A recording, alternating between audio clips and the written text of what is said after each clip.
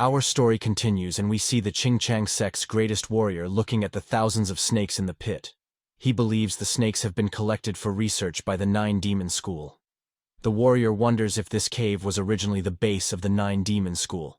Meanwhile, the Sect disciples are panicking. They are afraid of what will attack at any moment. Jianghu then displays her leadership by trying to calm the disciples down. Jianghu yells for them to stop panicking. She says the assassin won't make any rash movements since he's injured. The most important thing is to not scatter but gather. Wool knows he's racing against time due to his injuries, so he decides to make a move. But Jianghu senses something is wrong as he inches away. She turns quickly to defend. She is going head-to-head with Wool. Jianghu gets a hold of Wool's hand, so he tries to attack with his other hand. He aims at Jianghu's eye and sends 2 fingers through. She shrieks in pain, but that's all Wool was able to do. Wool was caught off guard by Young and now has her sword running through his side. Wool can tell Young has some great senses because of the perfect placement of her attack. Young is used to people complimenting her. Young then asks Wool to surrender, but Wool laughs and has something else in mind. He tries to attack Young, but she saw it coming. Wool gets up and pulls the sword out of his side. He looks back at Young and asks if she will spare him if he surrenders. Young hesitates and Wool says he knows she won't. He says she wouldn't have killed the rest of the Blood Shadow group if that were the case. Young then asks Wool how much he knows. He says he knows that Ran, the Abyss of 9 Calamities, is connected to everything. Not wanting any information to be leaked, Jianghu demands, Young kill Wool now. Young takes a second and says, although she is not fond of her master either, she has to avenge her fiancé, Wu Gun. Wool knows facing Young head-on is suicide. But before he tries to fall back, he's blasted with a ball of energy. Jianghu knows this is very bad for the Sect, so she tries to finish him herself. But the greatest warrior is not going to allow it and tells her to get out of the way. Jianghu tries to save the Sect one more time and says the assassin must be killed before he pulls any sorcery. The greatest warrior says he's not worried about that.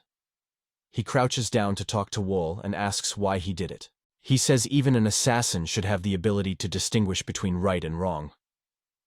Wool reveals to the greatest warrior that he was kidnapped and brought to the cave when he was 14. He didn't have the luxury of distinguishing between right and wrong. Wool says as someone who was raised to be an assassin, he didn't have a choice.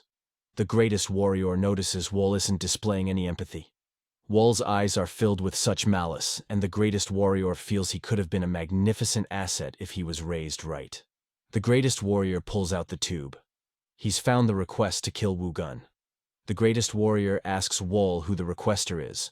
Wool says he has an idea. He then asks the greatest warrior if he stopped them from killing him because he's also thinking of the same person. The greatest warrior looks back and Jianghu is sick to her stomach. The Qingchang Sect disciples come running and ask if their master needs help. The greatest warrior asks Ming what happened to the others. Ming says they didn't make it because they fell into the assassin's trap. Upset, the warrior knows what he has to do next. He gets up and says to Wool, a quick death is too extravagant for him. He grabs Wool by the foot and begins dragging him. He wants Wool to die while feeling pain greater than hell. It's the least bit of atonement he can give to those he's killed. Atonement, Wool thinks to himself. He wants to know who will compensate him for the 7 years he has lost. The greatest warrior has dragged Wool all the way to the base of the cave with Wool's foot in his hand. He stares down at the pit of snakes. The greatest warrior gives Wool one last chance and asks if he still has no intention to atone. All Wool can do is laugh now. The greatest warrior knows what he must do. He tells Wool he has no right to live in this world, and then he throws Wool down into the pit of snakes. He wants Wool to die a painful death while atoning for his sins. The greatest warrior turns to the others and says they will now exit the cave. He wants the entrance sealed so that no one may ever use this place again. Wool was left to die alone in the snake pit. The snakes waste no time and begin biting Wool. But as the starved snakes take their turn, Wool is not fazed. Wool begins hissing back at the snakes and grabs a hold of one. Wool shows the snakes who's in charge and bites off one of the snakes' heads. Time passes, and Wool spends years in the cave alone. Wool was able to make it out of the snake pit and learn the martial art techniques of the Qingchang Sect and the Sect from the books left on the dead bodies. Wool has spent so much time underground with the snakes that he adopted many of their characteristics. Wool is completely transformed with lighter skin and hair. His body went through many changes with his new snake-only diet. Wool now awaits his opportunity to avenge himself above ground. In Batang, we see a man being thrown out of the top floor of a brothel. He was thrown out by Wool, who has made it out of the cave. Wool is asking to be left alone for 3 days, and this is clearly upsetting the boss. She doesn't understand who this man is, or where he came from. One of her guards tries threatening Wool for throwing a martial artist from the Sapphire House in Batang out of the window. But Wool does not care, and attacks both of the guards with his soul-reaping thread. The woman is intimidated, as Wool has just subdued the guards with a flick of the wrist. She doesn't recall there being such a master in Sichuan. She now sees Wool as no ordinary man. The boss asks for Wool's forgiveness, and says he can stay as long as he wants. She will provide Wool with whatever he needs, and begs him to release her guards. Wool takes a second to think, but all the boss can think about is how serene his eyes are. To her, it feels like she's facing an enormous snake from the rainforest. Wool says he just needs 3 days. He releases the guards and says he would really appreciate it if no one disturbed him. The boss agrees to Wool's terms and asks for his name. He tells the boss his name is Wool. The 3 days pass, and Wool is prepared to exit the brothel. When he left the cave, he didn't have any clothes, so the boss at the brothel was kind enough to lend him some. They not only provided him with a set of clothes, but they also gave him a box of lunch for when he gets hungry. As Wool leaves, the boss is still in disbelief as to who she just met. On Wool's journey, he takes a break to enjoy his meal and hide out from the rain. He's admiring nature, as it's one thing he's missed for most of his life. Wool reflects on how 7 whole years have passed. His past is not something he will ever forget, but he realizes if he doesn't break free from the past, he probably won't be able to move forward. And in order to break free from his past, the Qingchang sect and the Emi sect have to pay for ruining his life. Wool thinks he'll be able to obtain more information about the sects if he heads to Chengdu. As Wool is on his break, we see a group of people approaching. They are also trying to find refuge from the rain. Once they get under the roof, they begin bickering about being wet. And after blaming each other, they spot Wool sitting there watching them. They are surprised to see someone else up in the mountains. The woman immediately compliments Wool on how handsome he is. Then the man she's with says she should be thanking him for getting them lost. But this annoys her, so she tells him to shut up. She turns back to Wool and says it must be fate that they all ended up staying under the same roof together. She introduces herself as Ranju, and Wool introduces himself as well. Ranju is enamored and annoys her counterpart, as she always goes crazy whenever she meets a handsome man. The man introduces himself as Dayoshi, and the monk introduces himself as Hugh. Ranju asks Wool where he's headed, and he says he's going to Chengdu. Coincidentally, Ranju and the others are also headed to Chengdu. She thinks it would be a great idea if they traveled together, but Wool is unsure. They are a peculiar combination of people at first sight, but they are all masters that can team up at any time. He wonders if Ranju is their central figure, because it doesn't really seem like she's the leader. Wool is willing to take the chance and accepts. He believes there must be some other powerful order that keeps them together, and he wants to know more. They begin their trip together, and find a crew to board with. Dayoshi says they will leave in 1 hour. Ranju has to complain about something and says rice cargo ships are uncomfortable. She loves to make Dayoshi's blood boil. Ranju then turns to Wool and asks why he's headed to Chengdu. Wool says he's meeting with an acquaintance. Ranju wants to know more, and Wool says he's meeting with people who owe him a debt. She asks if Wool is in debt, and he says no, he is owed a debt. Wool then asks why she's headed to Chengdu. Ranju says she's going to Chengdu to do business. Wool says he doesn't see any merchandise with her. Ranju laughs and says, "You can sell what you can't see." Dayoshi then interrupts and asks Wool what clan he is from. Wool says he isn't part of a clan. They are surprised to hear that, and Wool asks if that's a problem. Dayoshi says no, but is then left wondering who Wool is. As they're on the water, everything seems normal and peaceful. People are conversing and enjoying the company of others. Wool takes it all in after being isolated for so long. But his peace is disrupted when Ranju wants his attention. She wants to know what he was staring at. She says he had such a sentimental look on his face. Wool tells her to go away if she's going to keep talking nonsense. Ranju laughs it off and tells Wool he's playing with her heart like a fiddle. Dayoshi and Hugh watch, and Hugh asks if they should intervene. Dayoshi says the almighty blood spider is not going to be bewitched by a man.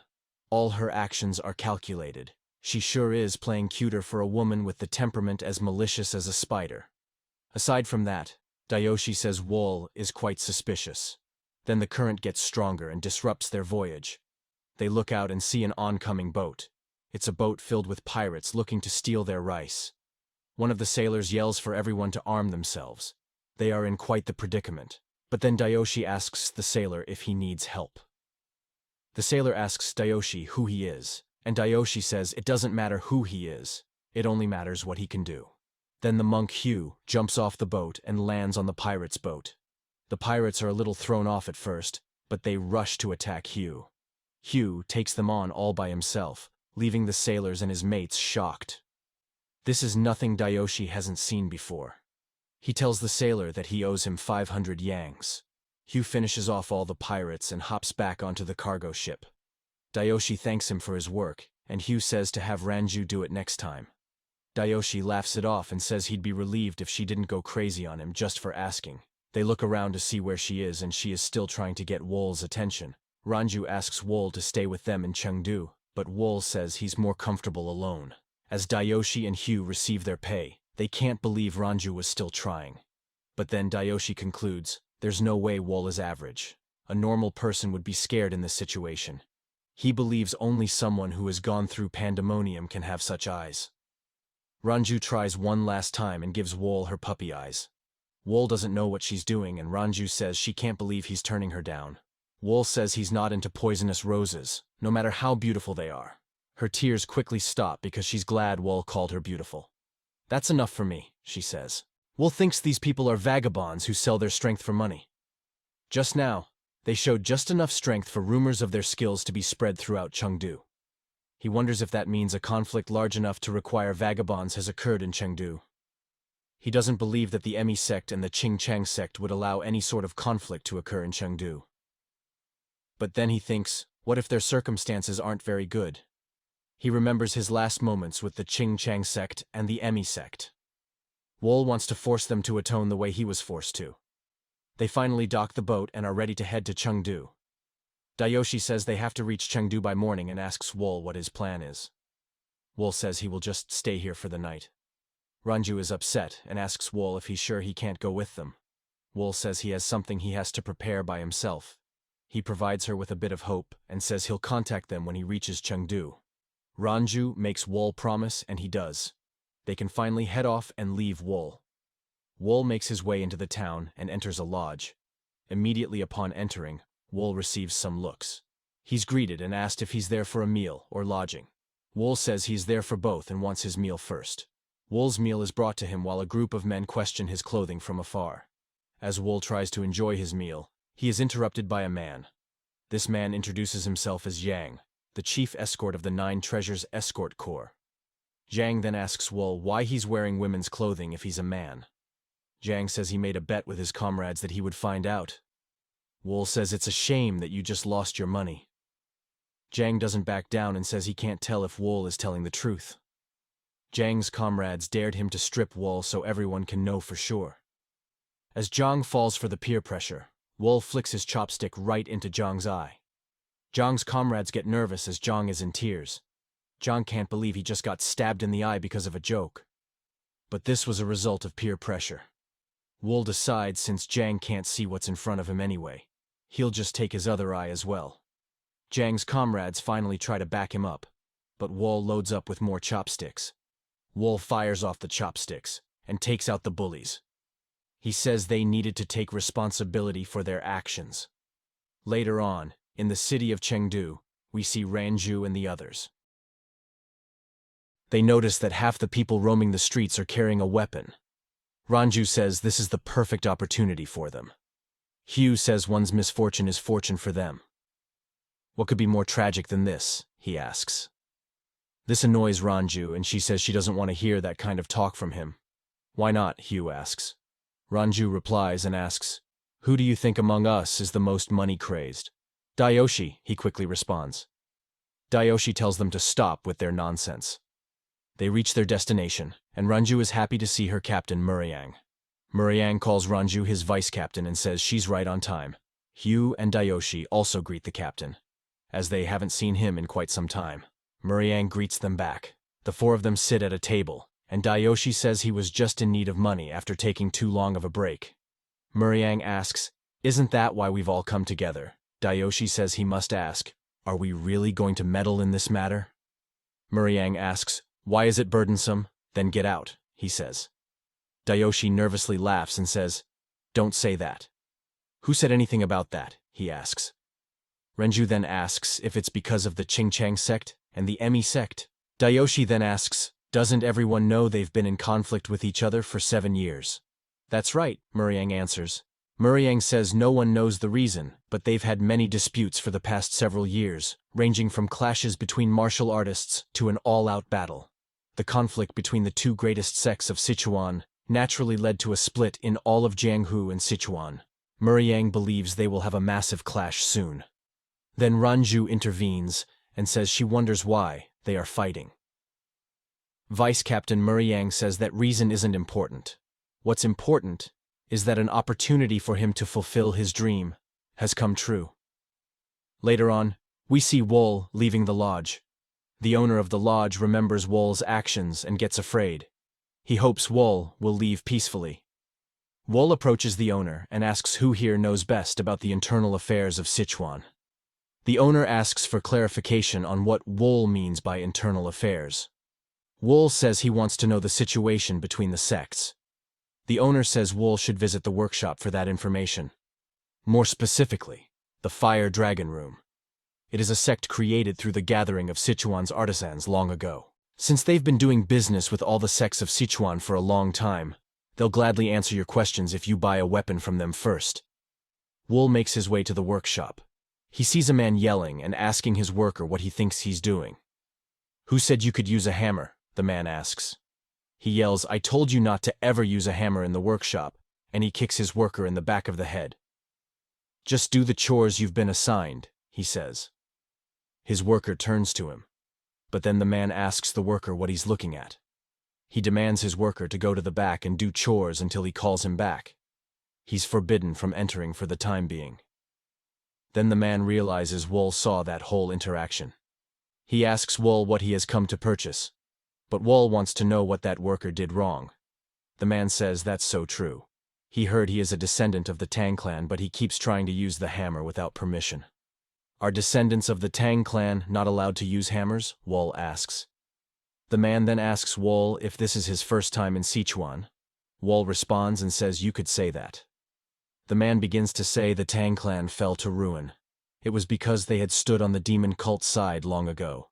Because of that, they were forced to close their doors by someone titled the strongest in history. And the clan rapidly shriveled up and was ruined in the eyes of the Sichuan sects. The Tang clan is a renegade that betrayed the Sichuan Jianghu. That's why no workshop ever passes down their secret techniques to anyone related to the Tang clan. They're afraid that the same history would be repeated. So the descendant pays for the sins of the ancestor, he says. "Who told them to stand on the demon cult's side?" the man asks. "It's the price the Tang clan chose of their own accord," he says. The man then asks Wool again what he came to purchase. Wool says he came to purchase a flying sword. "Follow me," the man says. All weapons made in the workshop are displayed in the back. As they walk to the back, Wool asks if the man has had a lot of orders coming in lately. The man starts laughing and says, after the Emi sect and the Qingchang sect started fighting full scale, the orders increased twofold. He says the atmosphere in Sichuan became chaotic, but business is booming for us. Even now, all our workshop artisans have their hands full with making weapons ordered by various sects. As the man's talking, Wool notices the Tang clan descendant getting beaten. The men beating him are saying the Tang clan was ruined because they broke rules like this. They are trying to teach him his place. As Sochu is being beaten, he notices a dagger lying on the ground close to him.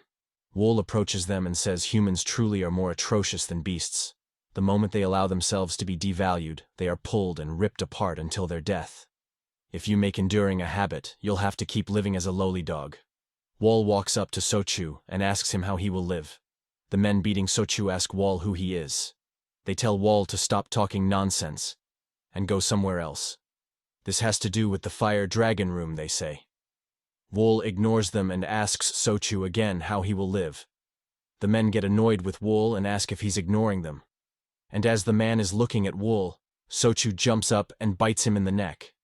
Sochu takes the man down, and the man tries to ask Sochu what he's doing. Sochu then grabs the dagger and puts it to the man's eye. The others from the group are in shock and ask why he's acting like a beast. Sochu gets up and asks, "When did you guys ever treat me like a human? You always treated me like a beast," he says. "You seriously think you can get away with this?" they ask. "Do as you like," Sochu says. "I'm tired of getting beaten up by you guys for no reason. But keep this in mind," he warns. "I'll slit the throat of the next person who messes with me."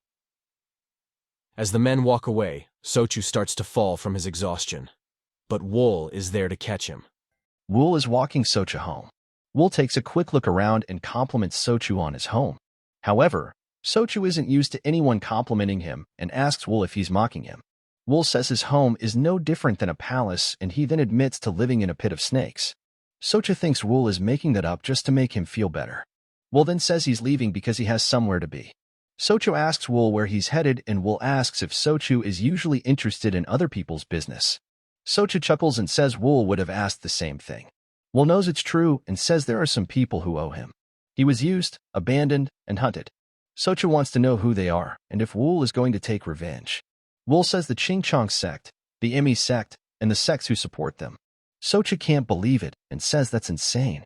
He then asks Wool if he's trying to wage a war against the full force of Sichuan by himself. "I may be insane," Wool says. He then asks for the flying dagger he lent to Sochu because he's going to need it. "Oh, this piece of garbage?" Sochu asks. Wool says that's not garbage. He spent a pile of silver on it. Sochu searches under his bed and says Wool will die pretty quickly if he thinks of taking revenge with this dagger. Sochu throws Wool a weapon he had hidden under his bed and says, "Take this instead."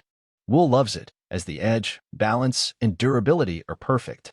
Wool asks Sochu if he had a hard time making it. Sochu says he didn't have a hard time making it. He just didn't have a lot of time because he had to make it in secret. Wool asks Sochu if he's sure it's okay to take it. Sochu says of course it is. The Chong Sect and the Emi Sect are the reason why the Tang clan fell to ruin. Sochu says he can never forgive them for oppressing and alienating the noble Tang clan until it's ruined. And besides, he says, Wool is the first person who told him not to endure it. Wool appreciates the kind gesture and begins testing out his new weapon.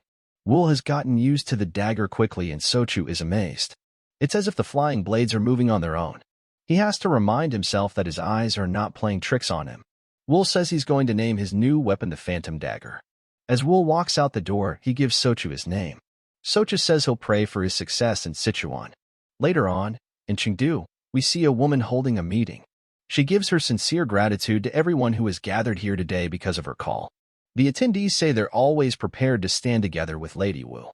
She says the 100 Flower Room's circumstances aren't that great due to the pressure from the Chong Sect, but she is relieved that everyone is doing their best to help.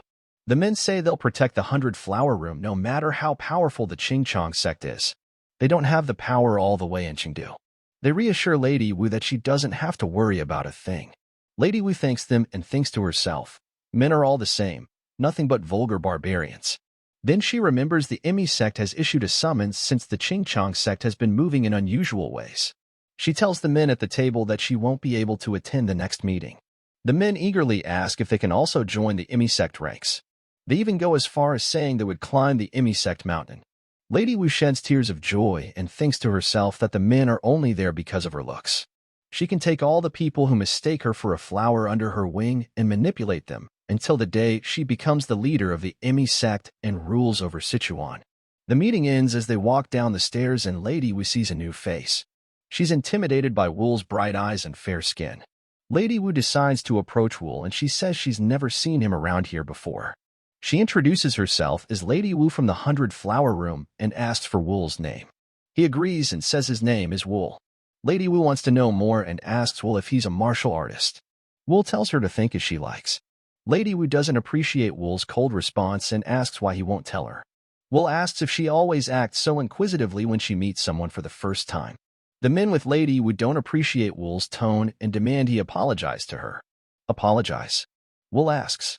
One of the men didn't catch Wool's vibe and he tells Wool to get on his knees and formally apologize. If you don't, There will be consequences, he says. Wool gets out of his chair and says there's a limit to how blinded you can be by a woman. Shouldn't you assess your opponent before running rampant? Wool asks. The man gets angry as he doesn't want to be embarrassed in front of Lady Wu and calls for his sword. How dare you mock me? He asks Wool. The man instinctively goes for an attack on Wool, but Wool easily moves out of the way. The man is shocked that Wool dodged his attack so easily. He's now more angry as that's never happened before. The man prepares for another attack with the thunderstorm sword technique of the Clear Sky House. His comrades are afraid he's actually going to kill Wool. The man moves to strike Wool and once again Wool easily avoids the attack. The man can't believe Wool dodged his attack yet again and is left wondering who Wool is. The man again tries to avoid embarrassment and goes for an attack behind Wool's back. Wool easily avoids the man and walks up to Lady Wu. She is mesmerized by Wool's presence. Now that Wool is done moving, the man tries to sneak up on Wool with one last attack. Wool looks back at the man and asks if that's really the best he can do. Wool gets a hold of the man's chin with 2 fingers and slams him into the ground. Wool gets up to face Lady Wu and she asks him to release his anger. Lady Wu tells Wool that the man is not a bad person. She says he was aggressive because he was worried about her. Wool says people must always take responsibility for their actions.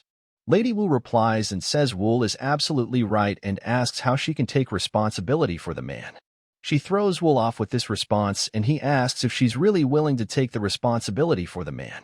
The man's comrades beg her not to as they'd rather fight with their lives on the line. But Wool realizes what she's doing. She's getting full mileage out of what she has. Wool takes a long look at Lady Wu and he can't help but smirk. Lady Wu has shouldered the responsibility of that man from earlier. Lady Wu then asks Wool if he can do her a favor. She says it shouldn't be too difficult for him, considering how easily he beat up that man earlier. Wool says he needs to hear the favor first. Nam Hosen, she says. She wants Wool to kill Nam Hosen, the next in line of the Thunder Clan. She says not long ago, the Thunder Clan leader Tae Yun Ho proposed the marriage between her and Nam Hosen. They threatened them by saying they would aid the Ching Sect if they refused the proposal, putting the 100 Flower Room and the Emmy Sect in a very difficult position. Because of him, Wool realizes. Because he has no contact with the 100 Flower Room, Lady Wu must have calculated that she can claim she doesn't know him if he fails. Lady Wu says if Wool kills Nam Hosen for her, she will put in a good word for him with her aunt and make sure he receives a sizable reward. Wool asks who her aunt is. Lady Wu says her aunt is one of the great disciples of the Emmy Sect leader Ran. She is the pavilion master Jianghu. Is that so? Wool asks with a smile. We are now brought to Mount Emmy, where we see Runju and one of her comrades have arrived.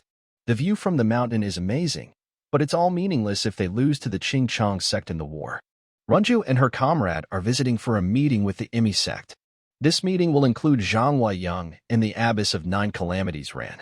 Ran cuts right to the chase and says there's no way a group of vagabonds would spill blood for free, so they must want something in exchange. Runju says she is correct, as they can't afford to suffer losses after all. Ren asks how much they want and Runju says they believe 500,000 gold yangs is fair. The Emmy Sect disciples are appalled and Ran has to calm them down. Ran asks Runju if she actually expects her offer to be accepted. Ran says she can hire multiple groups with that kind of money. Runju says that's true, but none of them will be as strong as the Blood Cloud Corps. Ran asks what if she still refuses. Runju says a member of their corps should have arrived at Mount Xingchang by now. You're trying both ways, Ran asks. The impertinence, she yells, as Runju and her comrade cough up blood. Ran wants them to be honest. She wants to know what the real offer is. Runju says they are vagabonds who sell their strength to the highest bidder. Our master will be the one who pays even 1 yang more, she says. Ran says Runju's corpse member must also be saying the same thing in Mount Xingchang.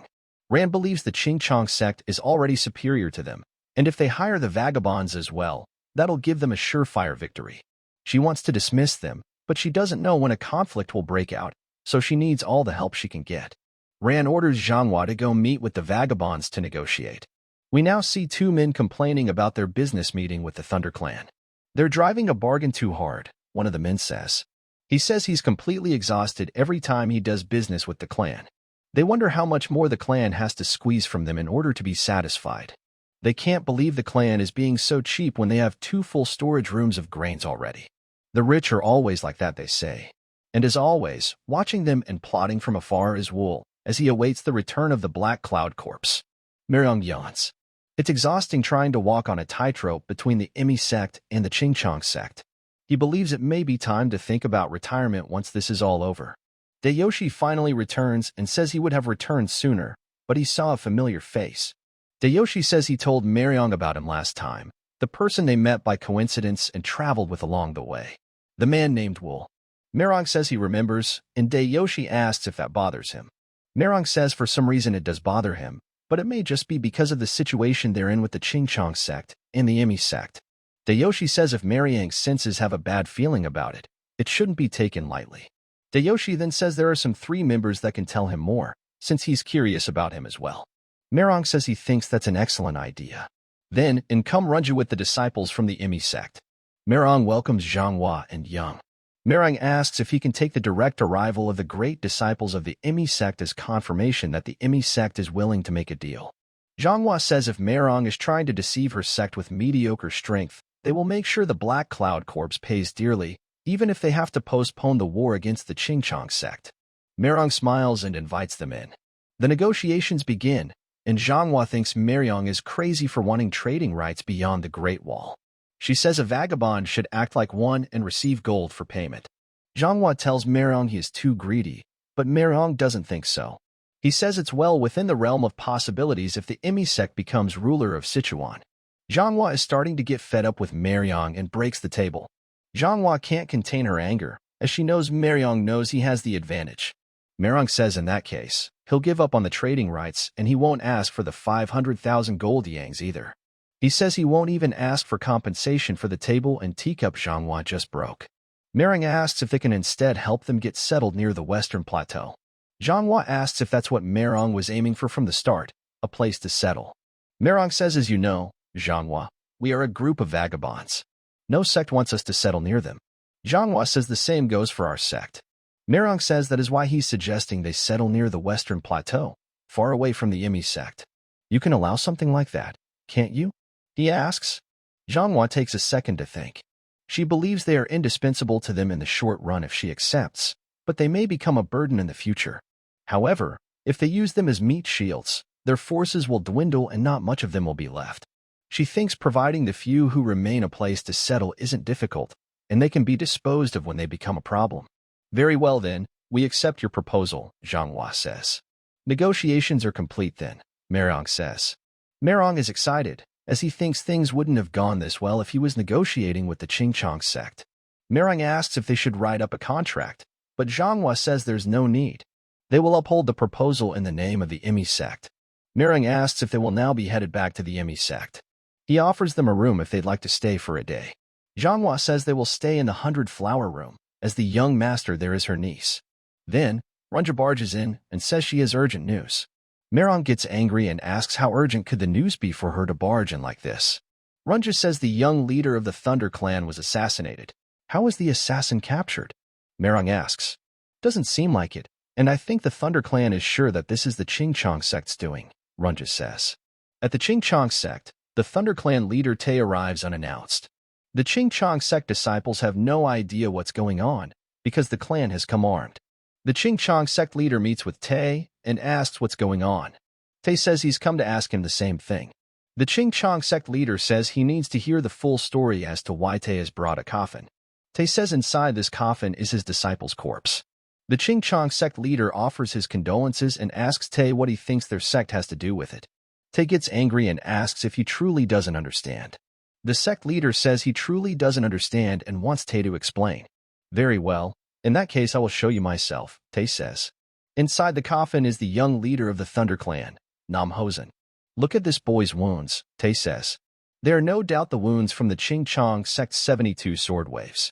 The sect leader starts sweating, as they are indeed wounds from the 72 sword waves.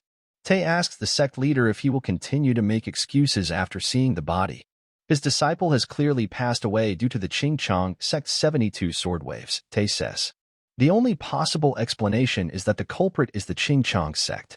Tay thinks they must have realized they were planning on backing the Imi sect through matrimony with the 100-flower room.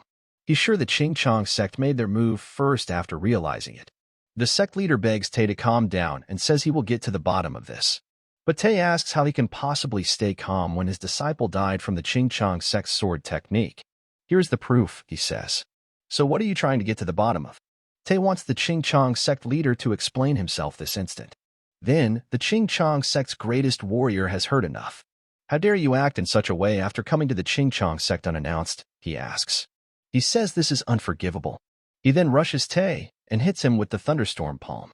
Do you find our sect that laughable to the point that you would try to persecute us with such an outrageous accusation, he asks.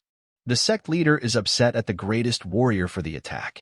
The greatest warrior walks away and says they would only be a laughingstock if they gave them the attention.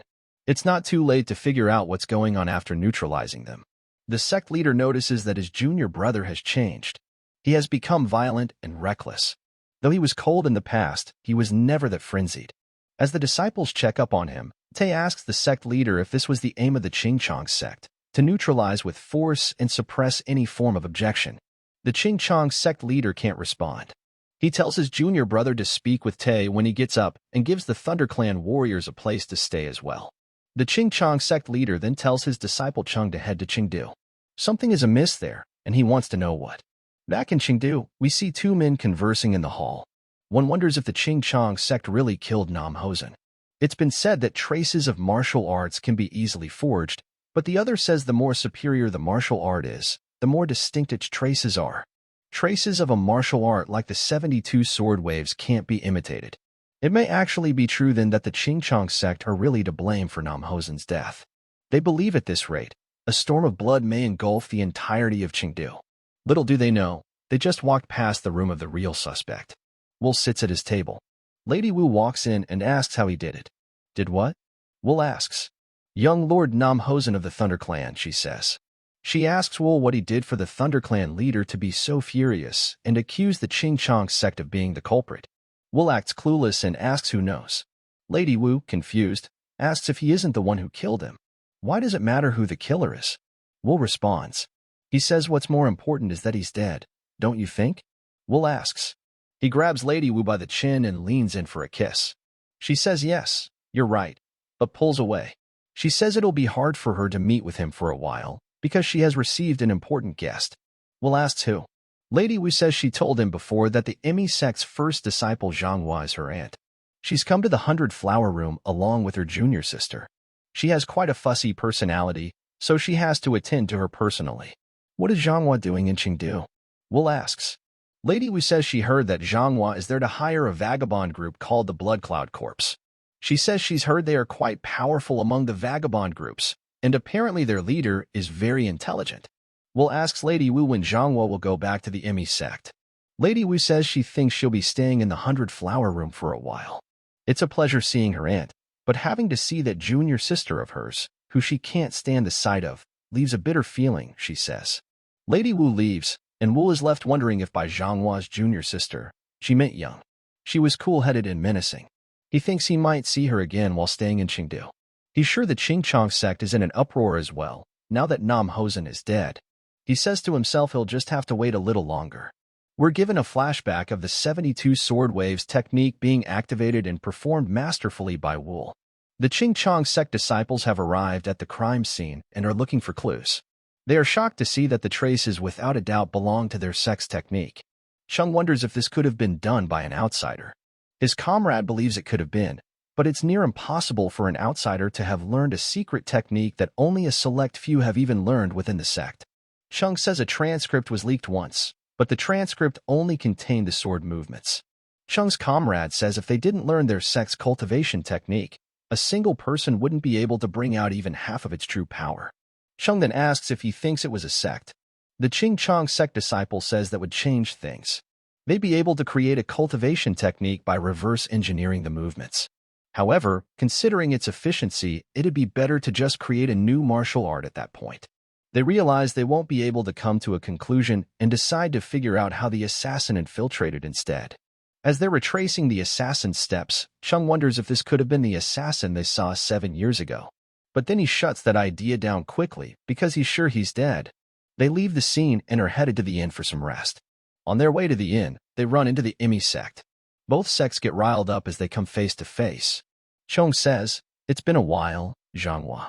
What scraps have you come all the way here to nibble on?" Jianghu asks. They bicker for a moment, and then Young suggests they withdraw for now. Jianghu tells her to shut up as she doesn't want to turn tail to these Chang bastards. Did you kill the young leader of the Thunder Clan while knowing he was going to be betrothed to the young leader of the 100-Flower Room? Jianghu asks. She then says she's impressed they've thrown their humanity away so easily. Chong says, like you're one to talk. You invested 7 years into killing your sect's most promising prospect. Young knew it would end up like this. She wonders where it all went wrong. She recalls they were the ones who started this, but they didn't actually think the assassin would kill Wugan. He's long dead, but we're still wrapped around his fingers, she thinks. She realizes she doesn't even know his name. Then she feels a cold gaze and wonders who it is, but she doesn't see anyone. She thinks she may have been mistaken. Her senses are as sharp as ever. Will says to himself, I needed an appropriate ember to light the fire of conflict, but quite the big shots have already gathered. It's not a bad start. He thinks to himself. The story continues on a starry night in Chengdu. Runju asks Wool where he's been this whole time. She says it feels like she's been waiting forever. Wool thought he was meeting with Runju alone, but it turns out he's also meeting with Mariang and Dayoshi. They eat dinner together and Mariang introduces himself as the captain of the Black Cloud Corps. Mariang tells Wool that he's heard a lot about him. He also says that Runju has taken a great interest in him, so he wanted to meet him at least once. Now that the two are meeting face to face, Mariang can see how strong Wool is. Mariang says to Wool, though you're concealing that intense energy of yours very well by drawing attention to your flashy attire and appearance, you cannot hide everything. The energy that leaks out of you is abnormal. Runju is feeling good about the interaction so far. Mariang says he's going to get straight to the point and tries to recruit Wool to the Black Cloud Corps. He says people only view them as a group of vagabonds, but he has a dream. Mariang's dream is to make the Black Cloud Corps an acknowledged section. To make that happen, he knows he needs every capable person they can get. Mariang says he's willing to offer Wool anything he desires. He says he'd even offer him Runju. Dayoshi can't wait to watch what happens next. He thinks it's interesting that Runju is acting like she's not interested in Wool when he knows the truth. Dayoshi is eager to see how Wool will respond. Wool says that's not an attractive offer and Dayoshi can't keep his drink in. He apologizes for the interruption and tells them to continue. Mariang turns back to Wool and asks what's not to like, joining the corpse or Runju. Wool says everything. He'd rather not lay his hands on food that's obviously bound to spoil.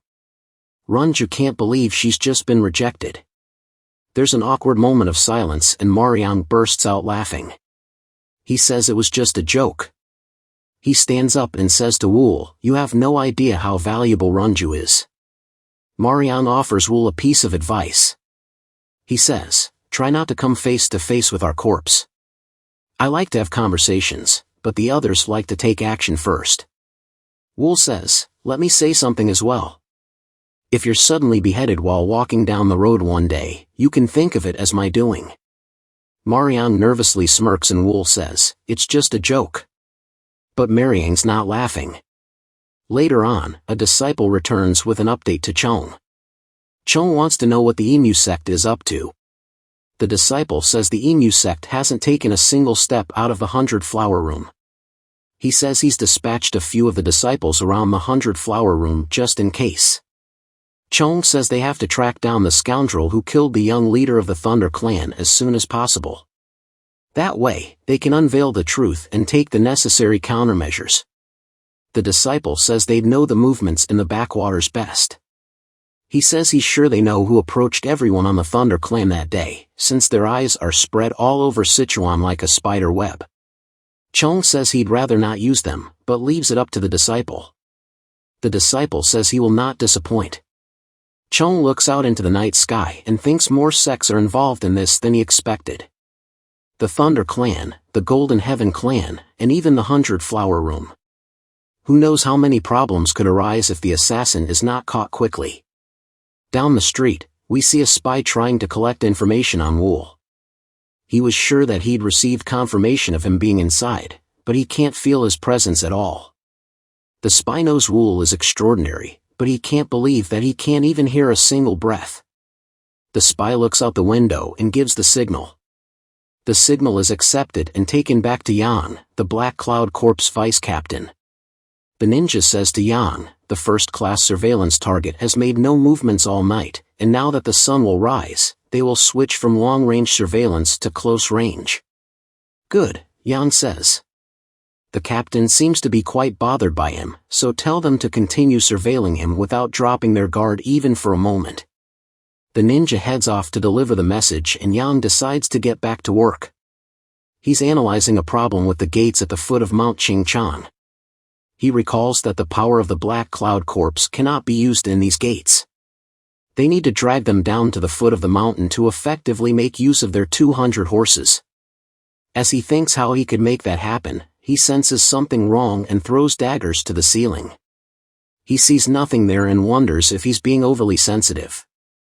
Yang was sure he felt something, but believes he may have been mistaken since he's so on edge. Meanwhile, at the 100 Flower Room, Zhanghua tells Yang to go back to Mount Inu. Yang asks why. Zhanghua says there's nothing for her to do anymore now that the negotiation was a success and it'd be best for her to return to Ran. Yang says she can't go back because they can clash with the Qingchang Sect in Chengdu at any moment. Yang wants to stay and support Zhanghua. Zhanghua says worst case scenario, she'll just use the Black Cloud Corps as her meat shields. She wants Yang to do as she says. Yang sighs and accepts Zhanghua's request, though she clearly does not want to. Zhanghua tells Yang she can leave first thing in the morning. After Yang leaves the room, Lady Wu enters. Lady Wu says she thought Zhanghua would like some company. Zhanghua appreciates the thought and asks Lady Wu if she's seen anyone. She notices her complexion looks much healthier. Lady Wu says she has and he is quite the use to him. She then spits out that she thinks the man she's seen is the one who killed the young leader of the Thunder Clan. Zhanghua is shocked and asks if she is certain. Lady Wu realizes she may have revealed too much information and says she has no proof. She also says she'd introduce him to her when she finds out if he did it or not. Zhanghua asks for his name, but before Lady Wu can tell her, they are interrupted. The two run to see what's going on and the disciples say Go is dead. They believe this was the Qingchang Sect's doing. Fuel has now been added to the fire. The next morning, Mariang and his vice captain Yang head to the flower room.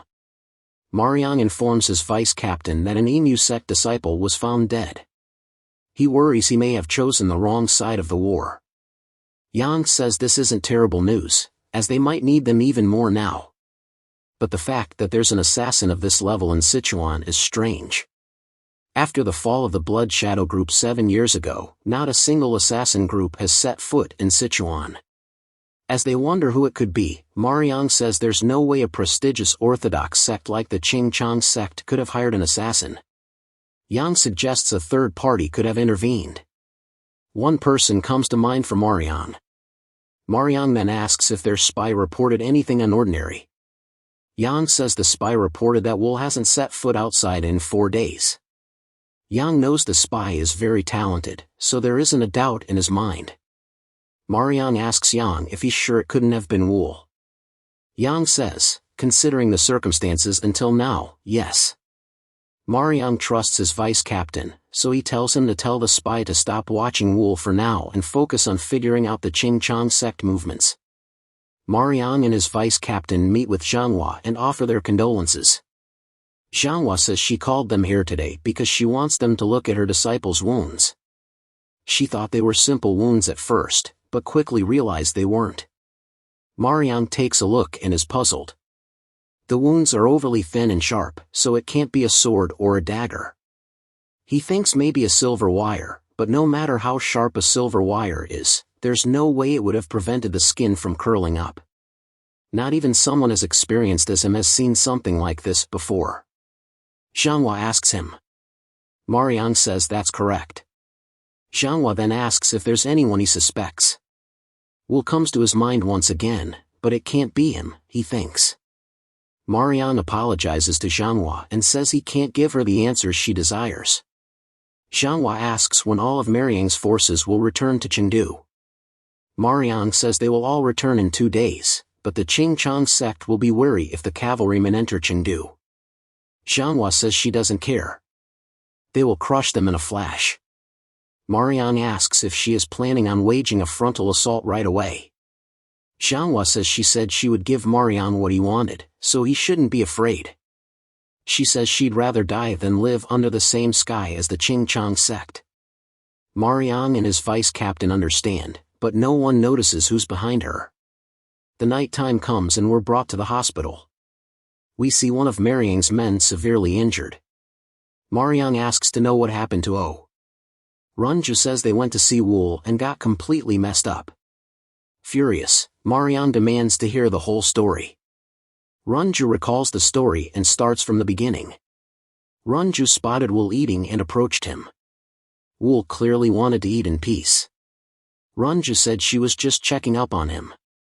She wanted to apologize for being disrespectful during their meeting with Mariang. Wool said he didn't care. Runju tried to act like his response didn't bother her, but it did. She then asks Wool to think about Mariang's offer again, but as they were conversing, they were interrupted by O. Irritated, she was no longer alone with Wool. Runju asked O why he was following her.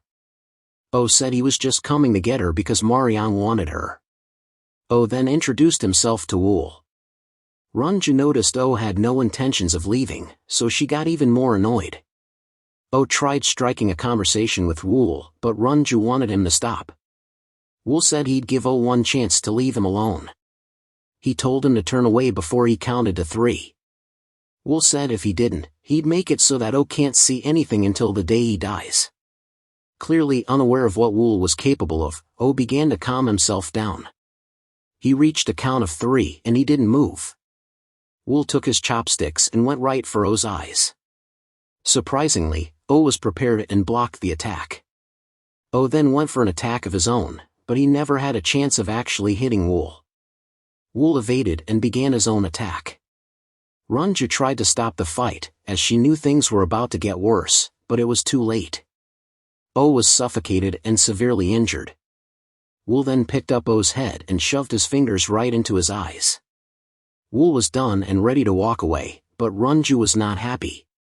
She sent an attack at Wool, but when he turned to face her, she offered a truce. She told Wool she didn't come to see him for a fight and O has already paid the price for interrupting them. She said there's no more blood to spill. Without words, Wool accepted and turned away.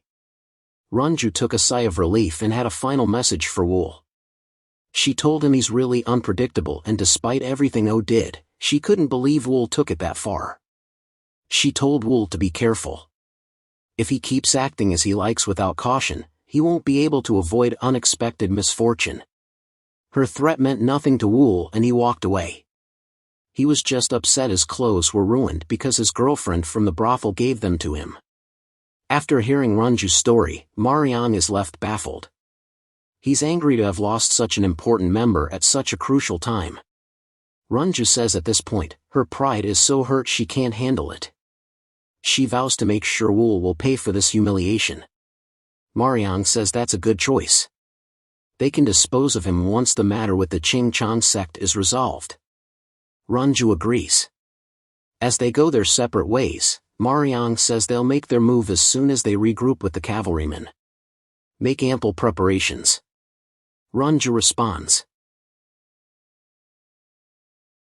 Later on, we see Chong meeting with the ignoble clan branch manager. Chong wants to find the culprit who killed the young leader of the Thunder clan. The manager says that's as difficult as finding a needle in the haystack. The only clue is that they use a martial art of the Qingchang sect. Chong asks if there are any rumors of anyone standing out in Chengdu. The manager says there is one. A man named Wool. They say he possesses beauty that can charm others and is a ruthless master whose skill can't be described with words. Chong asks if that means he has something to do with the death of the Thunder clan's young leader.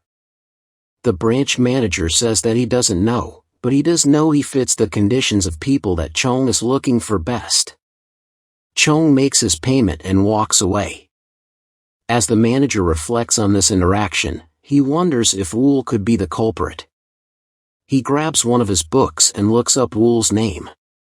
The manager doesn't find out much about Wool that isn't already known. He asks himself if this could really be the assassin that killed Nam Hosen. The manager plans to send this information to the headquarters so they could handle it. In doing so, Wool will have to live under the ignoble clan's watchful eyes. But to his surprise, Wool is watching him the whole time. Now he can't move and Wool takes his book. Wool's soul-reaping thread is a wire made from his chi, invisible to the eye of everyone. The manager turns to Wool and asks who he is. Wool says he's impressed that the manager has investigated him. He says it hasn't even been that long since he's entered Chengdu. The manager says the ignoble clan will not stand for it if Wool harms him. Wool says he knows and that's why he's there. The manager asks why. Wool says he doesn't like his information spreading around without his permission. The manager realizes who he's talking to and asks if it's Wool. Wool says he's right. The manager wonders why Wool is exposing his identity like this and wonders if Wool is trying to silence him by killing him. The manager begs Wool to spare his life, as no one has seen the book yet. Wool says that's laughable, because he was saying Wool's name very openly earlier.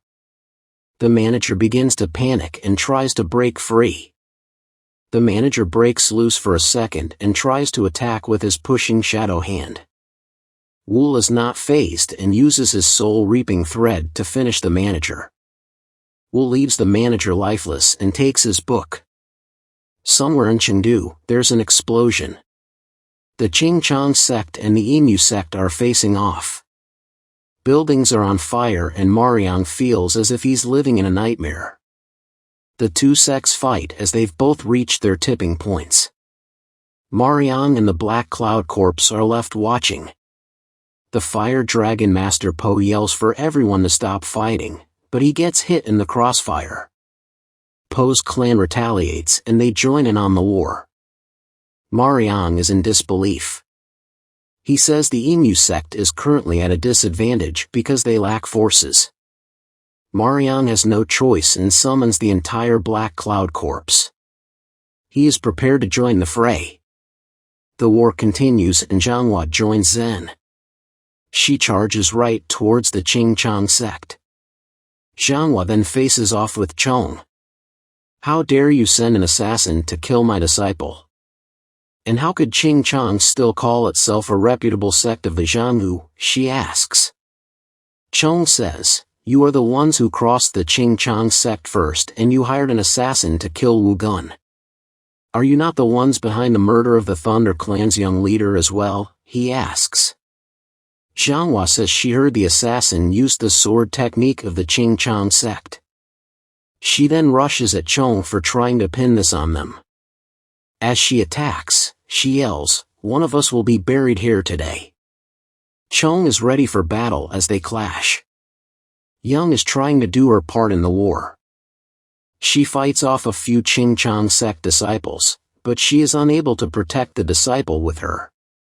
Young cries for her junior sister and tells her to circulate her aura, but the disciple is in too much pain and she can't. The disciple passes and Young breaks down while holding the lifeless disciple. Young thinks about how this whole war was instigated by the Emu sect. That's why she was hesitant to join the war against the Qingchang sect.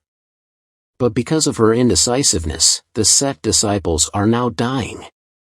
She tells herself she can't keep dodging the issue any longer. Another explosion goes off near Yang and he wonders where his forces are. Mariang calls for Seo, one of his members.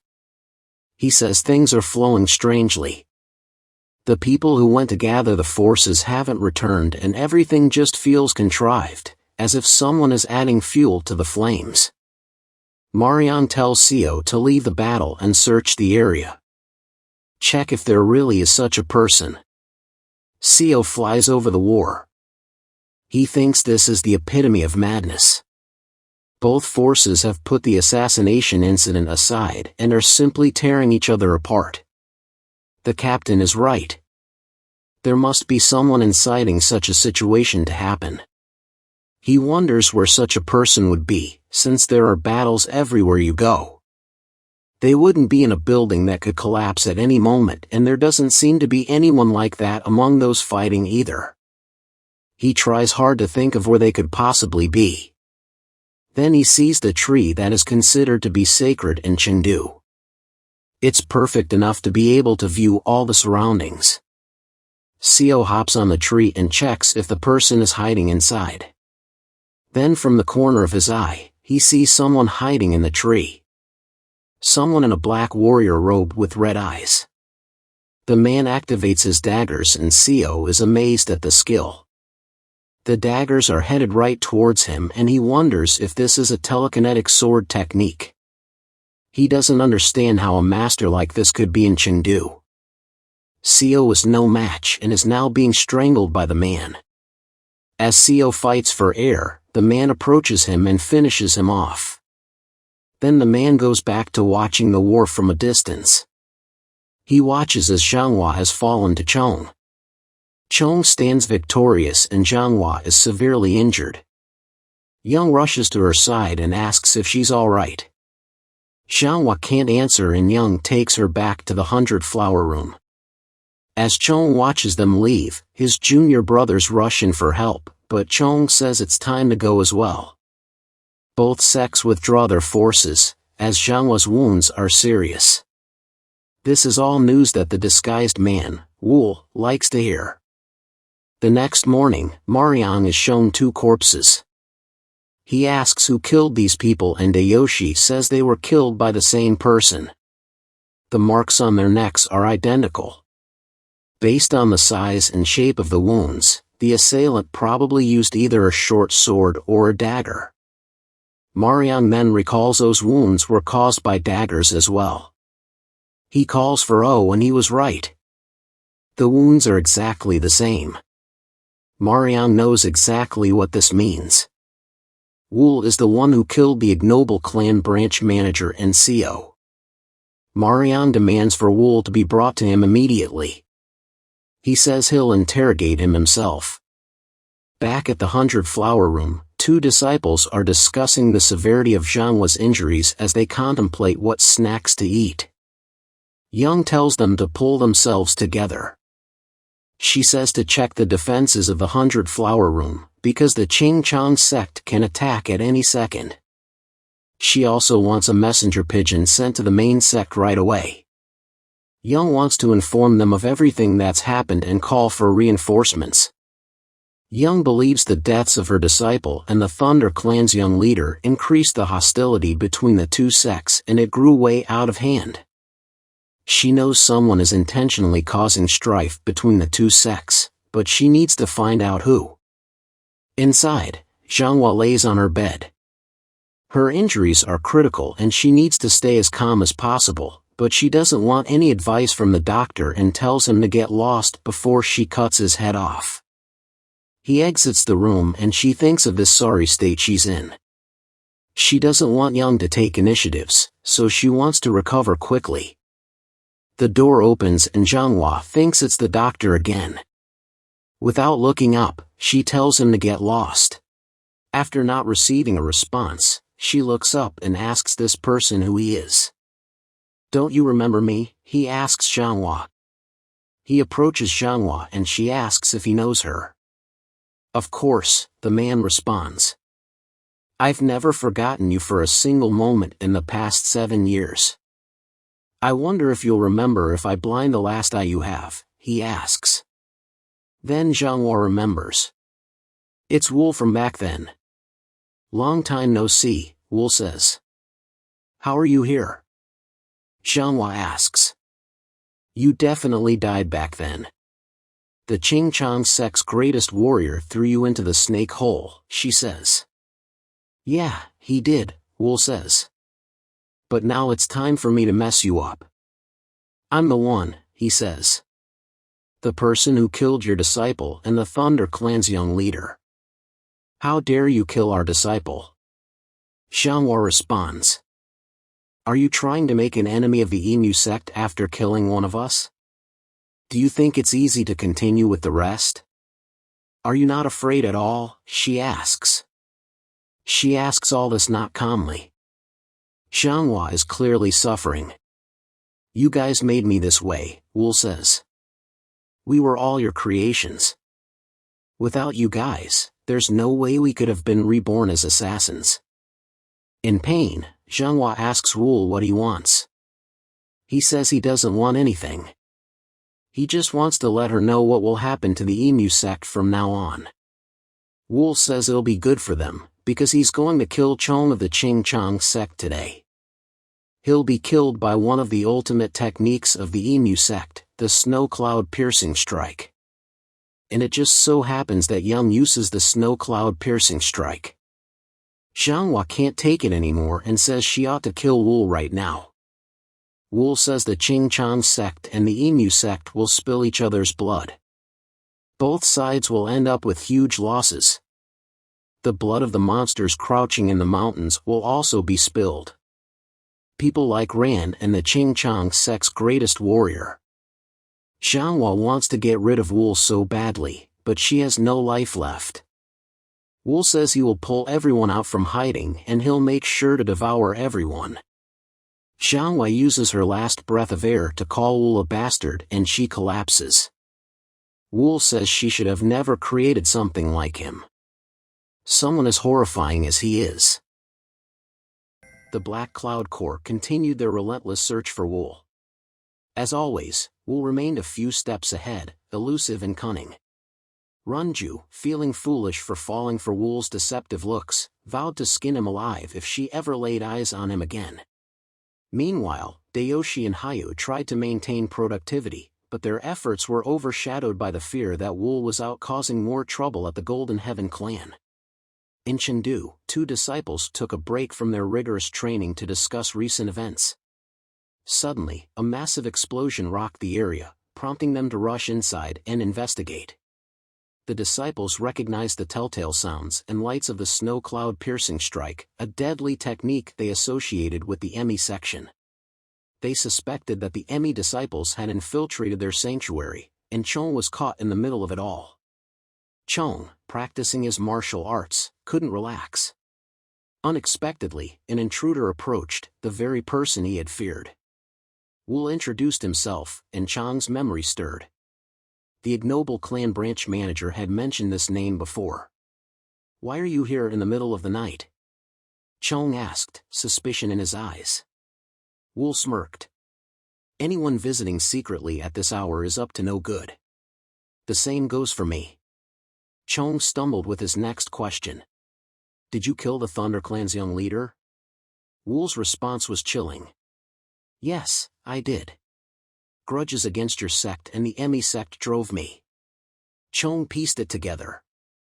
Wool was not only an assassin but also a public enemy in Sichuan. The pieces of a dark puzzle fell into place. Was Wool the same assassin who had killed Wu Gunsang 7 years ago? Wool confirmed it. "I am he." Chong drew his sword, warning Wool that he had made a grave mistake. Wool could have stayed hidden and kept his life, but now Chong was determined to end it. The battle began, and Wool's daggers met Chong's furious strikes. With a single finger, Wool unleashed his soul-reaping thread, suffocating Chong. The battle ended abruptly, leaving Chong gasping for breath. Wool's parting words were cold, "Send my greetings to Zhang Wang." Outside, the disciples witnessed the aftermath, an explosion that signaled Chong's demise.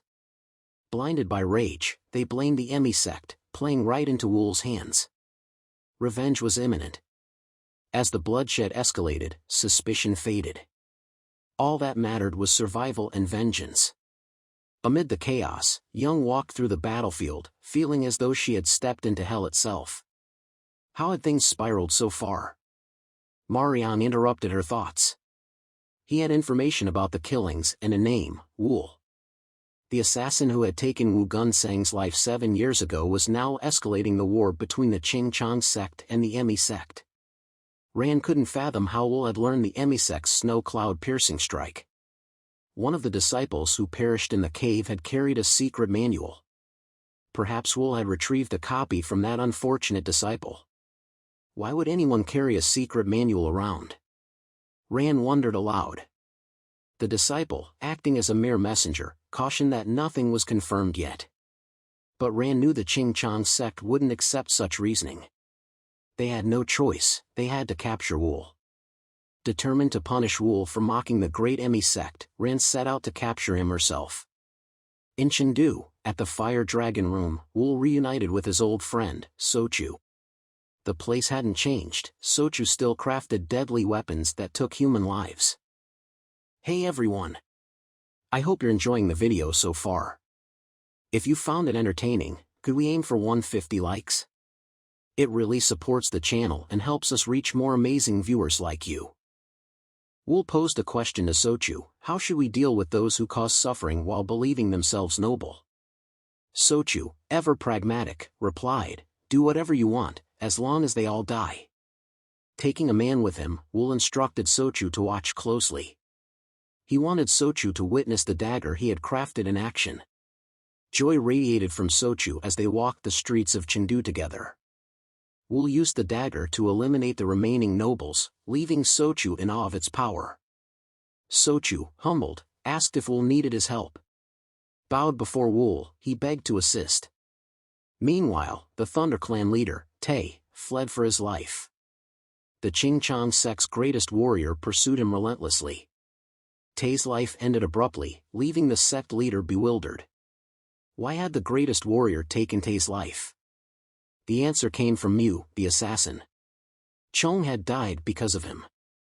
Mu vowed not to spare anyone connected to Chong's death. His murderous intent shook the sect leader, who wondered what had driven Mu into such darkness. 7 years ago, they had lost Wu Gun Sang due to the Emisect's tricks. Now, Strong was gone.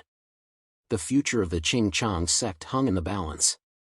Mu could no longer overlook the chaos. He flew away, leaving the sect leader's younger brother, Ha, concerned. Ha feared that if Mu joined forces with Jin, bloodshed would consume Sichuan. Jin, locked up since his son's death, harbored deep hatred for the Emi sect. Ha volunteered to investigate the strange events, hoping to reveal the truth. The fate of the Ching-Chong sect rested in Ha's hands. Meanwhile, back in Chengdu, Will reviewed the ignoble clan branch manager's book.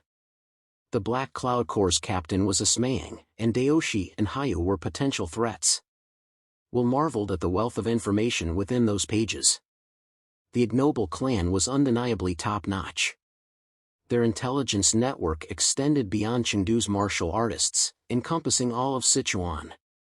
Memorizing this vast web of information would undoubtedly prove useful someday.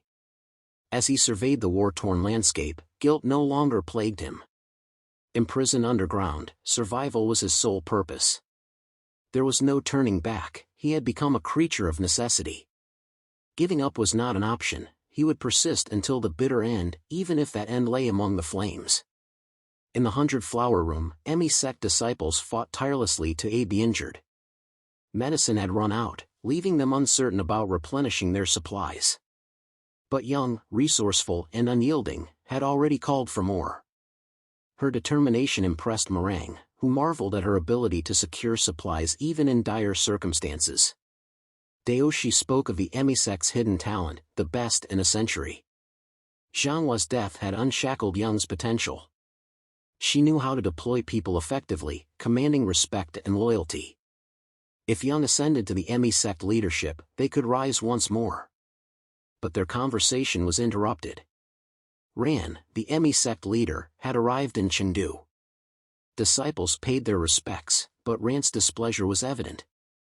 Surprisingly, Lady Wu from the 100-Flower Room also paid homage to Ran. Lady Wu's unease hinted at a mistake she feared she had made. Inside the 100-Flower Room, Young briefed Ran on every detail of the incident. Wu's name hung in the air, and Lady Wu grew nervous. Ran confronted Lady Wu, her eyes sharp and unyielding. "Do you have anything to say?" she demanded. Lady Wu hesitated, fear etched on her face. "Pardon," she stammered. Ran pressed further.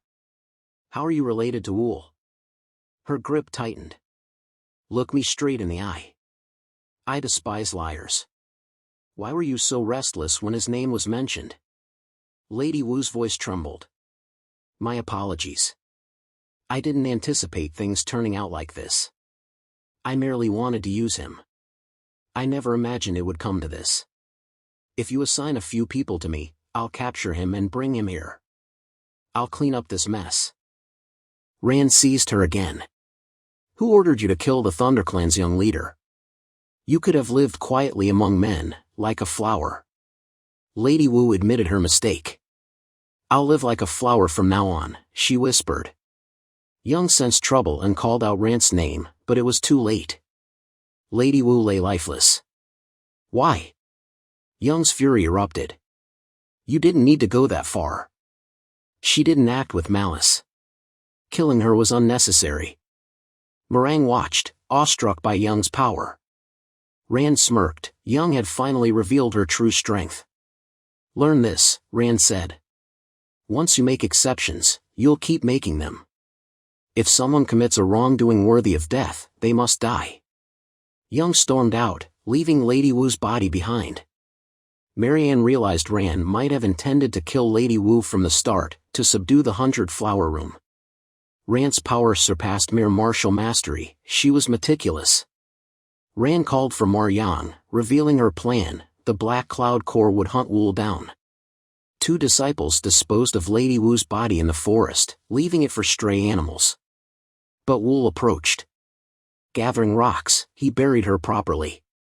He wouldn't apologize, they had used each other. Yet he vowed to avenge her, ensuring those responsible paid the price. Bereavement, the deepest loss, weighed on him. It was the sorrow of a parent losing their child. Meanwhile, at Jin's home, Ha knocked. Jin's manager appeared, and Ha requested an audience. The Qingchang sect needed Jin's help. Jin, isolated since Wu Gunsing's assassination, welcomed them inside. Ha revealed the assassin's technique, the same one that had killed Jin's son. Jin's fury ignited. The assassin who killed the ThunderClan's young leader is the same assassin who killed my son, he declared. Ha, taken aback, asked, is that true? What will you do about it? Jin's bereavement transformed into seething rage. In Chengdu, Wu practiced with his daggers near the well. But an approaching figure caught his attention, Runju. She remarked on his improved looks since their last encounter. Wu knew she hadn't come merely for a chat. Dayoshi and Hayu observed, impressed by Wu's heightened senses. Runju revealed that this was Wu's final chance to join the Black Cloud Corps. If he refused, they would have to fulfill their client's request, to kill him. Bickering ensued. Dayoshi suggested that Wu hide better, but Runju insisted they stick to the mission. They had already informed the Emi sect that Wu was dead. Even if Wu were discovered alive, he had grown too formidable for anyone in Sichuan to challenge. Dayoshi revealed their client, the Emi section. Wu questioned Dayoshi's betrayal of clients and the importance of credibility. Dayoshi dismissed credibility, claiming it no longer mattered in chaotic Chengdu. He didn't dislike Wu, he wanted him to join the Black Cloud Corps. Wu hesitated, refusing to compromise his assassin's integrity. Meanwhile, Runju pondered whether someone had hired Wu for the deeds in Chengdu. Wu reflected on his fallen friend Min's words, the crushing helplessness of facing insurmountable strength. Runju hit the mark. Wu's client was a woman. A man would charge into danger for a woman. Dayoshi, surprised by Wu's sentimentality, demanded to know more about her.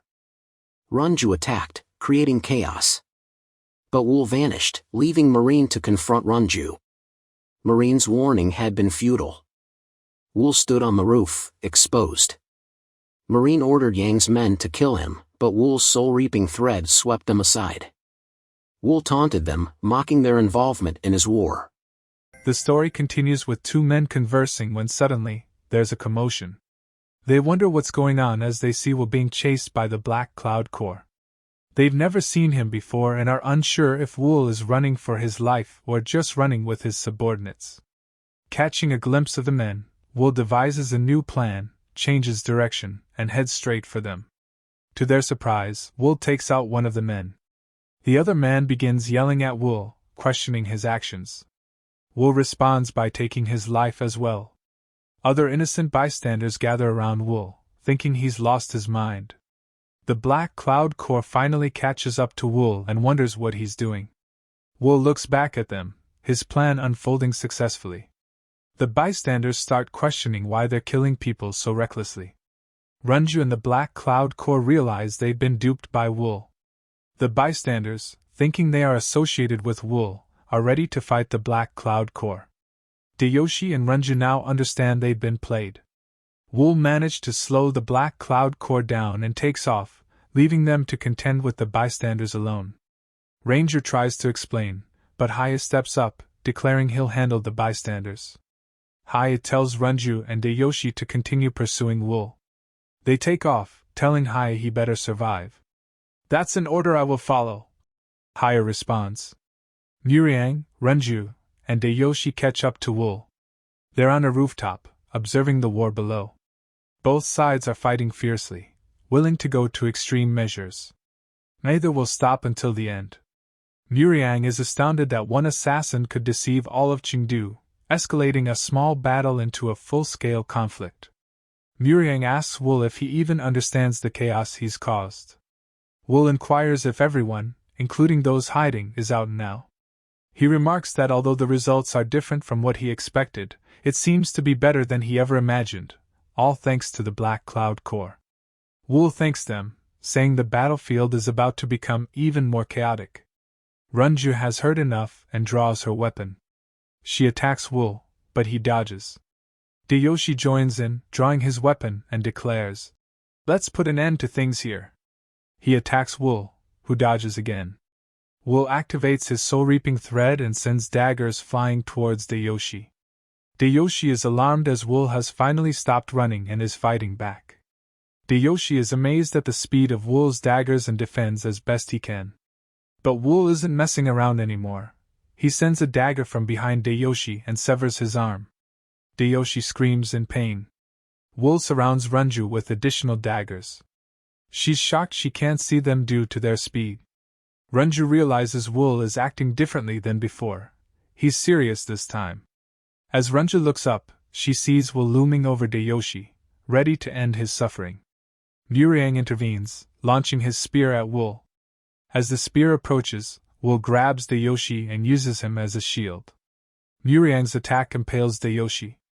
Wool looks at the wounded Dayoshi and flees. Runju rushes to Dayoshi, pleading with him not to die. As Dayoshi loses consciousness, he assures her he won't die. In tears, Runju yells for Muriang to pursue Wool, to catch him and tear him apart. Muriang is determined to avenge Dayoshi and takes off. From afar, Ran is observing the war with Young and the Sect.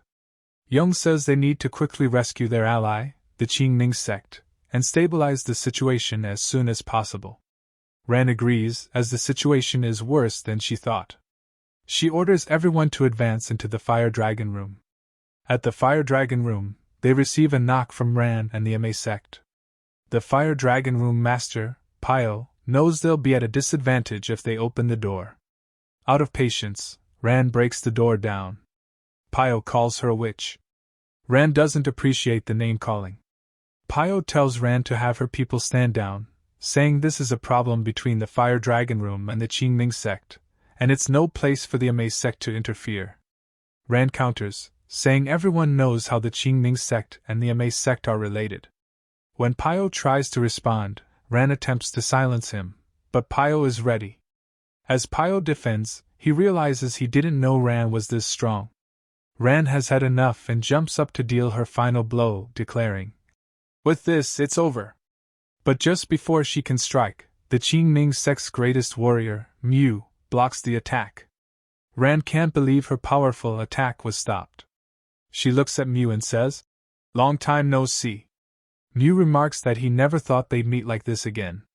Ran expresses her displeasure at seeing him. Mu reveals he waited 7 years to face Ran, lamenting that if his senior brothers hadn't rejected his proposal to obliterate the Sect 7 years ago, they would have met much sooner. Ran recognizes Mu's energy, noting that he seems to have gained some enlightenment. She can feel a mysterious energy from him that she hadn't seen before. Mu admits he's learned some new martial arts. Ran is confident in her knowledge of the Qingming Sect's martial arts, but admits she never imagined they had hidden a martial art that exuded such impure energy. Mu warns her not to judge the Qingning sect by her own standards, claiming what they are capable of is far greater and more vast than that of the Ma sect. Ran sarcastically comments on their greatness, pointing out that even a mere assassin made a fool out of them. Mu inquires about the assassin, and Ran reveals that the assassin he thought was dead in the underground cave is still alive. She questions whether Mu checked the corpse, leading to the realization that he didn't. Ran explains that this oversight led to the current situation. Mu asks if the assassin is really alive, and Ran confirms he's the main culprit behind all the chaos, including the deaths of the young leader of the Thunder Clan, Jianghu of their sect, and Chong of his sect.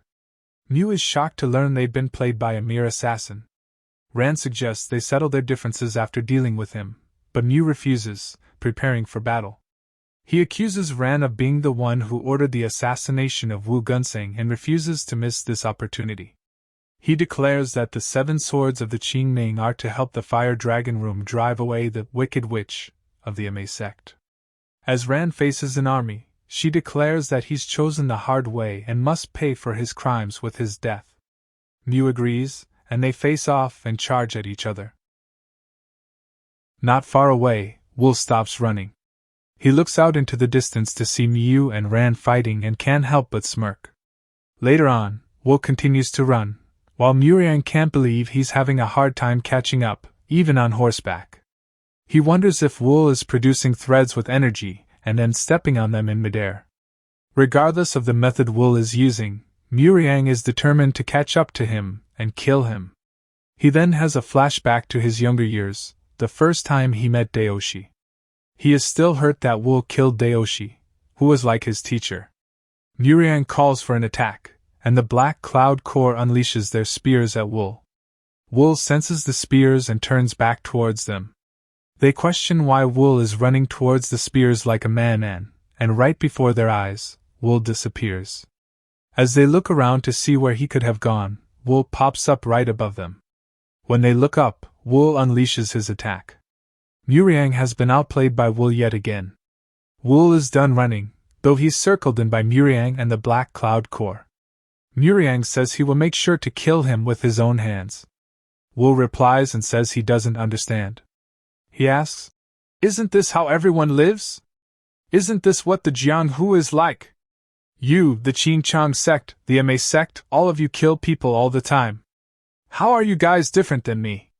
How many people do you think the Qingchang sect and the Ma sect have sacrificed in order to get the reputation they have now?" Wool looks at the Black Cloud Corps and asks, "What about you guys? In order to maintain such a huge organization of vagrants, I'm sure you have killed at least 10 times more people than the number of people you have here." Wool says he simply created an opportunity here. He then asks, "Isn't the reason that the situation is in this state because of all your greed and ambition?" Irate, Muriang says Wool has really lost his mind. Muriang then gets a closer look at Wool's dagger. He thinks it's shining more than it was before. He wonders if Wool infused energy into his weapon to make it shine. Muriang then questions what Wool could gain from revealing his own weapon. Then Muriang sends his people approaching. Based on their energies, he can tell one of them is definitely Ran, the Ma sect leader, but he can't figure out who the other person is with a similar-sized energy. He knows Wool has always worked alone, so there's no way they could be his allies. We then see it's Mu, the Qingchang sect's greatest warrior, chasing after Ran. As they fight above Wool and Muriang, they notice Wool's dagger. They stop their fight and wonder what it is and what's going on. Young also notices who it is as they run over. Ran asks Young if she knows who that is. Young says, "That's the assassin, Wool." Mu thinks his attention is now on Wool. He can't believe Wool is actually alive. Mu unleashes a loud yell that pierces everyone's hearing. Mu jumps down, excited that everyone's finally gathered. He says to himself, but they don't know Wool has a plan. The chase continues as everyone tries to keep up with Wool. Tired of chasing, Mu asks Wool how long he intends to run. Young can sense something is off. She tells Ran that they need to stop.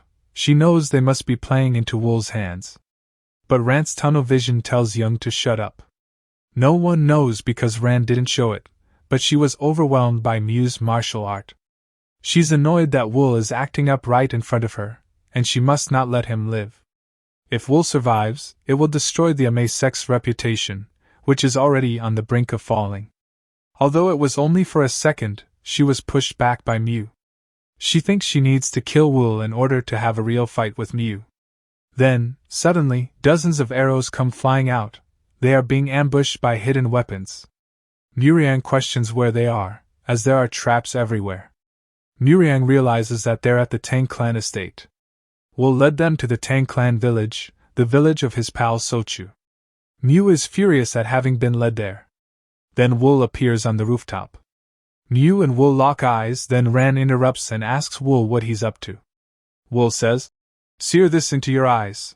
This is my inescapable net trap." Then one of the Black Cloud Corps members tries to sneak up on Wool. As he goes in for an attack, Wool sends hidden daggers his way.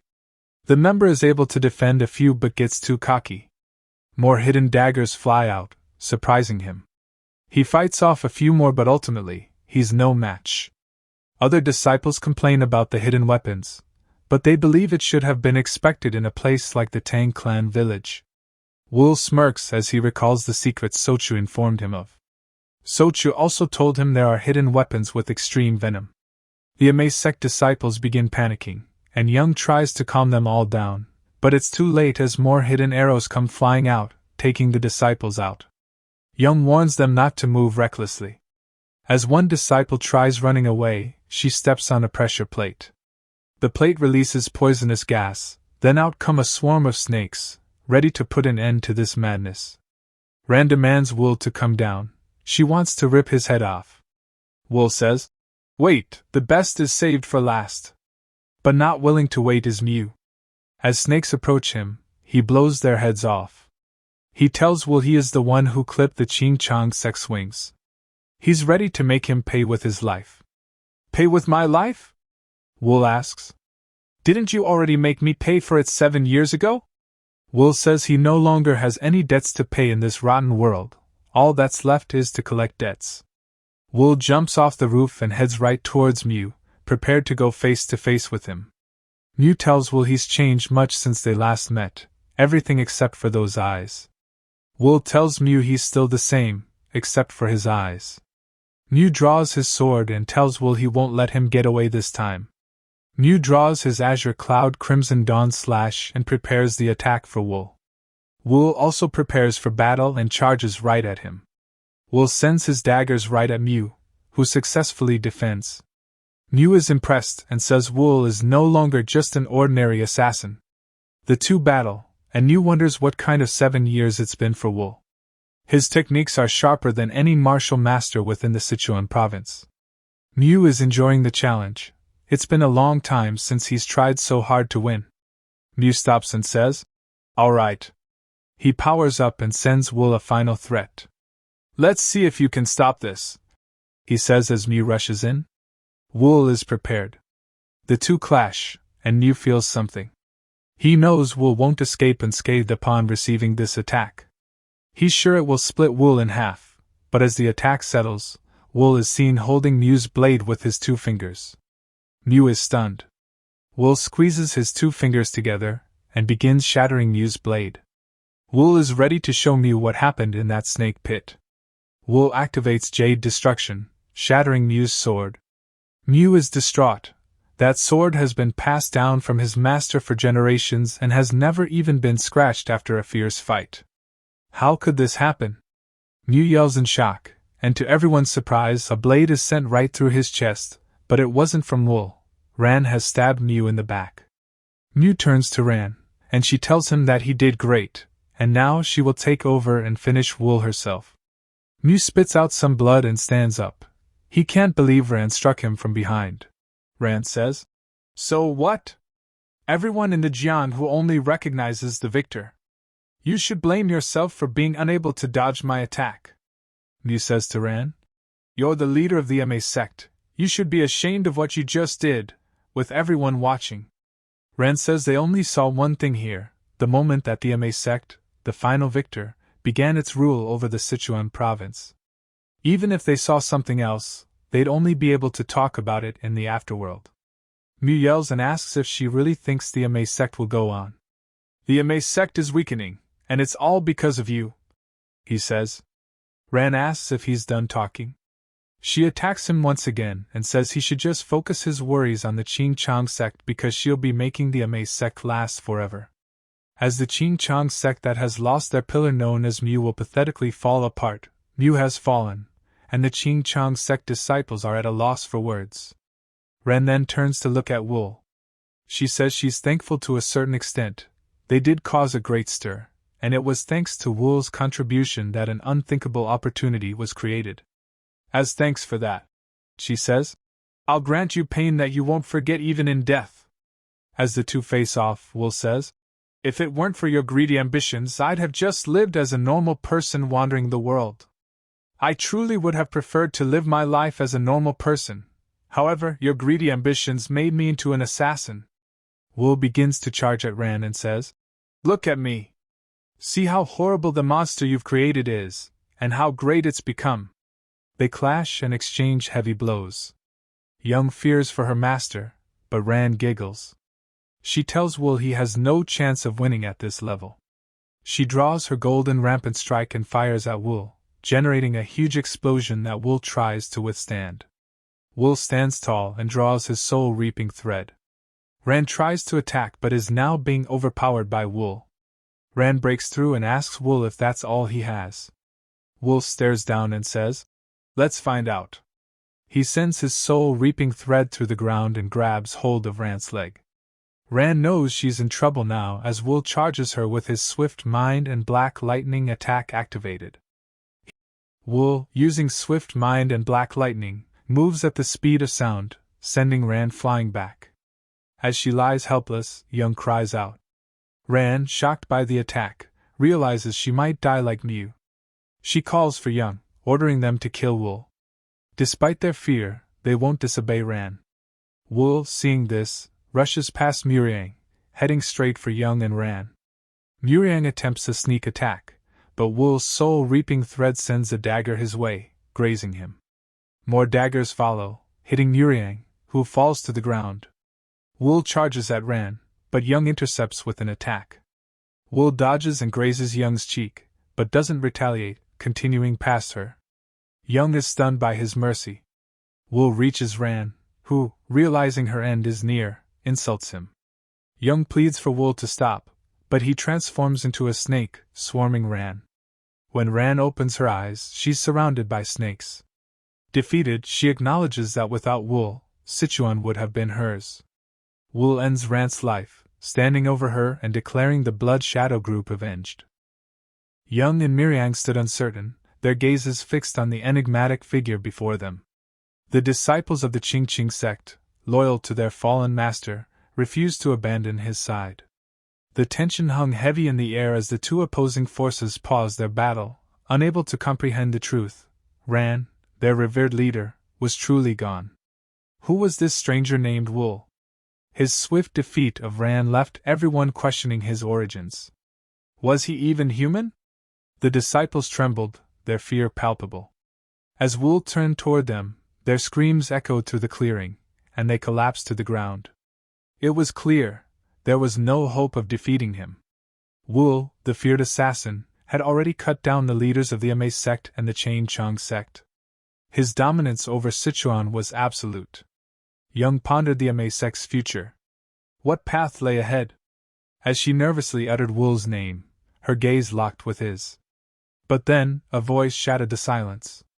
From the shadows emerged Mu, the Chong sect's greatest warrior, thought to be dead. His rage fueled his resurgence. The disciples, bewildered by his newfound strength, sensed an ominous energy emanating from him. Had Mu dabbled in forbidden arts? Mu lunged at Wool, his movements unlike anything they'd seen before. Wool, too, recognized the change. Was Mu now his equal? The disciples pleaded with Mu to stop, but he ignored their fear. Wool, unyielding, seized Mu, and the warrior fell, defeated once more. Blood stained the ground as Mu's consciousness waned. As Wool stood over Mu, another figure approached, the silent Ha of the Ching sect. Ha's eyes bore witness to Mu's suffering. Why had he embraced demonic arts? Mu's final words revealed his misguided intent, to protect the Ching sect. But Ha knew better, their honor was now lost. With Ran and Mu gone, the disciples stood bewildered. The Ma sect had betrayed them, and the Jing sect had stabbed them in the back. Despite their efforts, they couldn't defeat one assassin. Sichuan's fate shifted irrevocably. Young stepped forward. Revenge was futile. She addressed Wool, her voice steady. If you allow it, the Ma sect wishes to bring our leader's corpse back to Ma mountain. The disciples protested, but Young silenced them. Facing Wool once more, she realized that insisting on revenge was not an option in this situation. They had to find a way to persevere. Then Ha stood up, declaring they would like to collect Muse's corpse and retreat. Everyone was shocked to see Ha, the executive of the Ching sect, bowing his head. Continuing a fight without justification would only hinder both sects from making a comeback. They all wondered if Wool would show them mercy. Wool pondered. If I let you go, you'll probably scheme your revenge, just as I did back then. Young swore on her honor that the Ma sect would not seek revenge against him. Ha made the same vow, promising to forget all past grudges.